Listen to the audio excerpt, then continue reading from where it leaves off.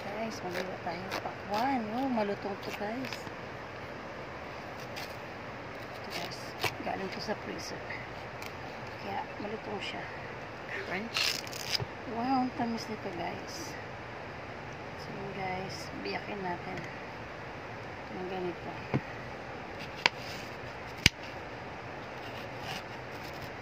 Para madali natin siyang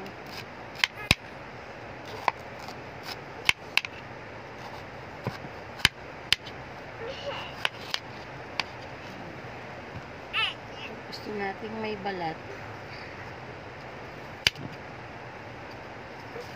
Kailangan kasi guys yung kutsilyo natin. Tamis nito oh. So guys, kain tayo. Nakalimutan namin kanina pa dapat ko namin kakainin.